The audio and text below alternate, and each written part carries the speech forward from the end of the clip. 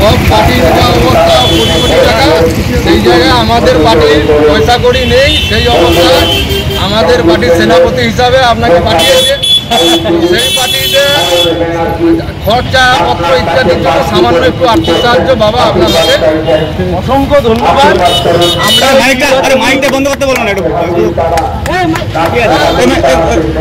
ওনার মুখ থেকে যে সিপিআইএম একমাত্র পার্টি যে টাকাটা নেয়নি, উল্টে সুপ্রিম কোর্টে লড়াই করতে গেছে, সেইটা শুনে বাবা অবাক হয়ে গেল।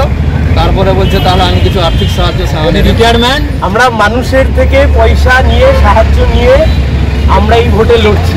ওই ইলেকটোরাল বন্ডের এক পয়সা আমরা নিয়েও নি, আমরা ইলেকটোরাল বন্ডে মামলা করেছি। আপনি এটা দেখে এগিয়ে এসছেন, অসংখ্য ধন্যবাদ।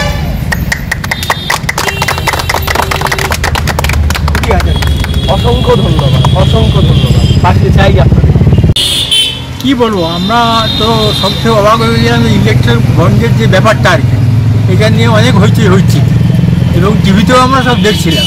তাতে দেখা যাচ্ছে যে ইলেকট্রিক বন্ডের টাকা বিজেপি পাস বেশি টাকা নিয়েছে, তারপরে তৃণমূল কংগ্রেস নিয়েছে, কিন্তু সিপিএম একটি পয়সা হচ্ছে নেয়।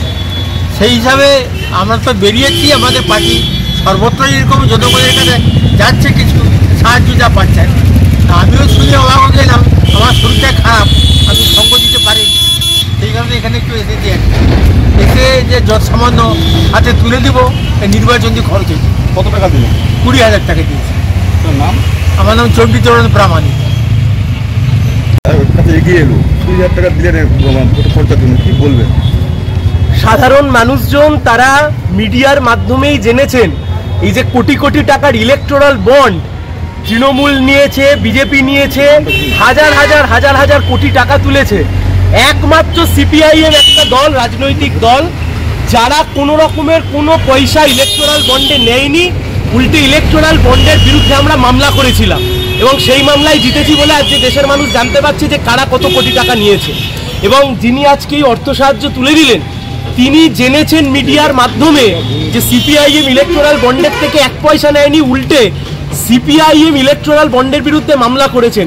উনি ওনার সাধ্যমতো আমাদের হাতে কিছু আর্থিক সাহায্য তুলে দিলেন এবং আমরা এই আর্থিক সাহায্য নিয়েই, সাধারণ মানুষের থেকে টাকা, সেই টাকা নিয়েই মানুষ যা সাহায্য করবে সেই টাকা নিয়েই আমরা এই ভোটে জিতবো, এই ভোটে লড়বো, এই নির্বাচনে লড়াই করবো।